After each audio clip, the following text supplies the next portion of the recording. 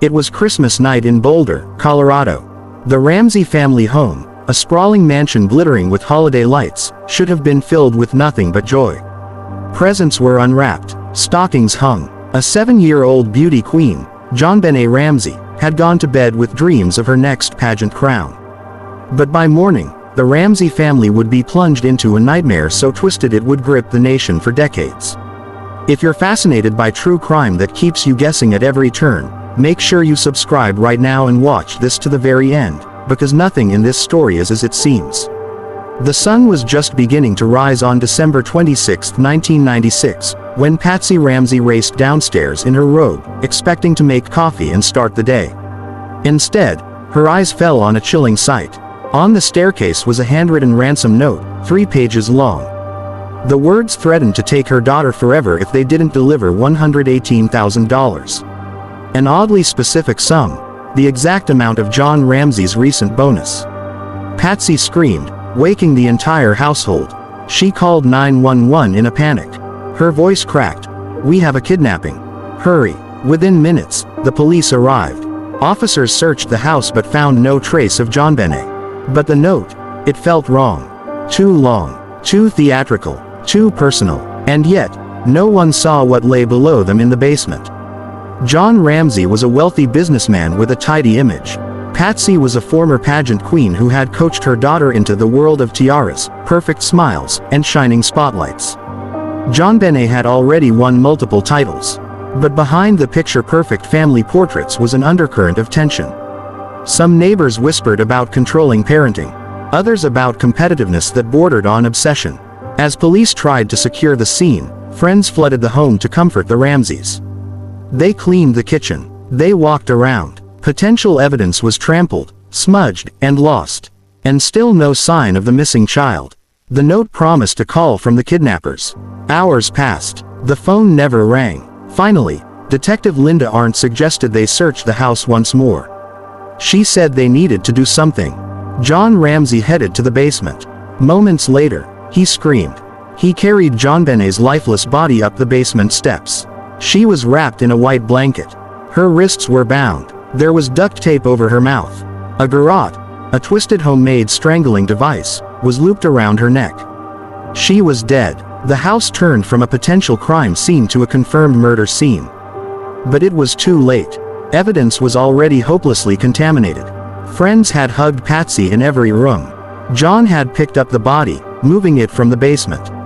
Patsy collapsed in grief. John held her, sobbing. Outside, the police scrambled to reclassify the investigation. But the mistakes of that first day would haunt them forever. An autopsy revealed disturbing details. JonBenét had suffered a skull fracture. She'd been strangled. There were signs of possible sexual assault, though the evidence was inconclusive. The garrote was made from a paintbrush handle found in Patsy's art supplies. Police began to wonder, who would stage such a grotesque scene? Was it a kidnapping gone wrong? Or something darker? The ransom note became central to the mystery. It was 3 pages long, unusual for a ransom demand. The language felt theatrical, borrowing lines from action movies. The handwriting, experts said it looked similar to Patsy's. The amount, $118,000, matching John's Christmas bonus. Whoever wrote it knew the family intimately. But Boulder wasn't prepared for a case like this. The local police clashed with the district attorney's office. The DA wanted to consider an intruder theory.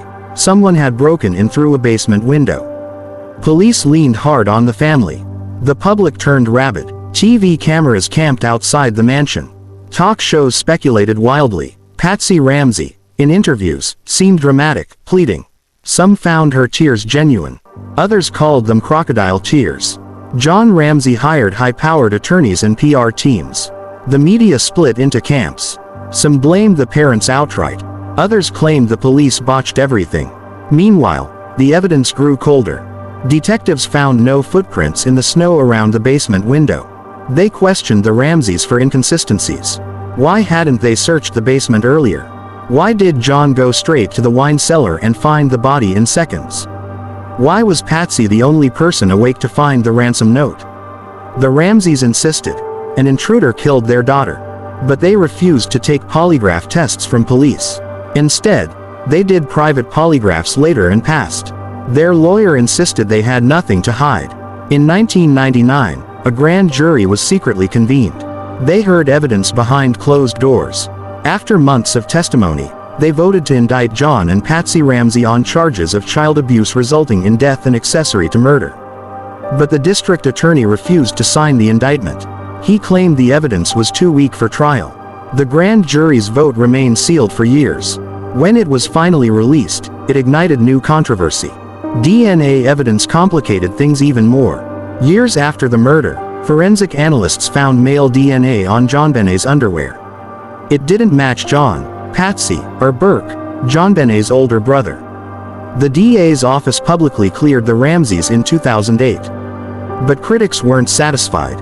They argued the DNA might have been contamination from the factory or crime scene mishandling.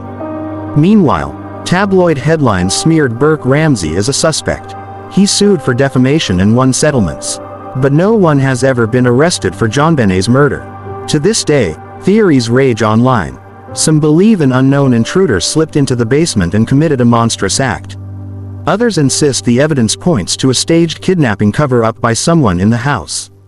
Handwriting experts still argue over the ransom note. Forensic scientists debate the DNA. True crime addicts comb over every police interview, every blurry photo, every redacted report. And the Ramsey house, once the site of Christmas joy, stands as a haunted monument to the questions that will never die. JonBenét's grave is marked with a simple headstone, her smiling face frozen in childhood pageant photos.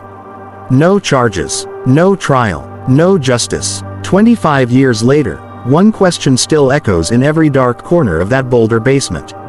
Who killed JonBenét Ramsey? If you want to know what happened next, if you want to see the theories that police tried to hide, and if you want to hear the details that cracked the Ramsey family forever, don't go anywhere. Because the truth about the JonBenét Ramsey case is far darker than anyone ever admitted.